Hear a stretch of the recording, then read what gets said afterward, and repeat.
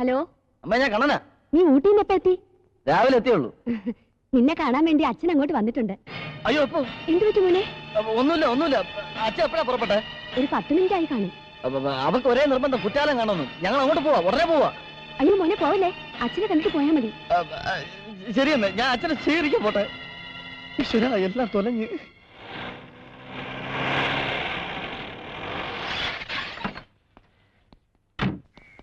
അച്ഛൻ എവിടെടാ? എന്തിനാ?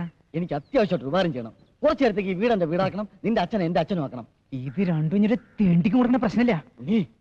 ഇനി ആരെന്ത് തലപോണ കേസ് പറഞ്ഞാലും എന്റെ അച്ഛനെ തൊട്ട് കളിക്കാൻ സമ്മതിക്കില്ല.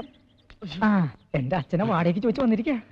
അച്ഛനെ, നിന്നെ എവിടെയെല്ലാം തിരക്കിയതറിയോടാ? ഞാൻ ഇവിടെ ഉണ്ടെന്ന് നിന്റെ അടുത്ത് ആരുടെ പറഞ്ഞത്? അച്ഛ കൈക്ക് ഒരു ശ്രമം നടത്തി നോക്കിയതാ. എനിക്ക് അത്യാവശ്യമായിട്ട് നീ ഒരു ഉപകാരം ചെയ്യണോടാ. കേട്ടാ ഞെട്ടാത്ത എന്ത് ഉപകാരവും നിനക്ക് ചോദിക്കാം. പ്രഭാര പ്രഭു ഇങ്ങോട്ട് തിരിച്ചിട്ടുണ്ടോ?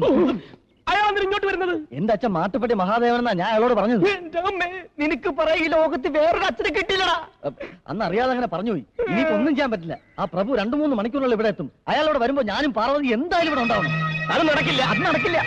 നടക്കില്ല, വേണ്ട.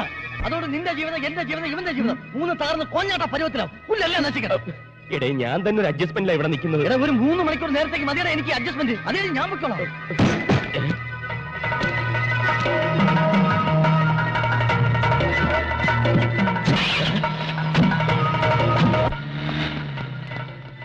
ആരാടാ കാറി പോയത്? നിന്റെ അച്ഛൻ.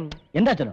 എടാ, സാക്ഷാൽ മാട്ടുപ്പെട്ടി മഹാദേവനാണ് പോയത്. അയ്യോ, ആ മോന്ത ശരിക്കൊന്നും കണ്ടില്ലേ? അപ്പൊ ഡിക്കിലോ? രോഗി, സംശയ രോഗി. ഇനി ഈ പരിസരത്തുള്ള എല്ലാ അമ്പലങ്ങളും ചുറ്റി വരുന്നവരെ അവൻ ആ ഡിക്കി തന്നെ കാണും. ഓട്ടോ ലോക്ക. അപ്പൊ എന്റെ ആരും സമയം പോണ്ട. ഇനി ഈ വീട്ടിൽ നിന്നിട്ട് ഒരു കാര്യം നടക്കില്ല. വെറുതെ ടെൻഷൻ എന്നെ കിട്ടില്ലേട്ടാ. അങ്ങനെ അറുത്ത് മുറിച്ച് പറയാതാ. നീ ചെല്ലേ, എത്രയും പെട്ടെന്ന് പാർവതിയും കുട്ടി ഇങ്ങോട്ട് വാ. പിന്നെ ഒരു കാര്യം, 3 മണിക്കൂർ കൂടുതൽ ഇവിടെ നിൽക്കരുത്.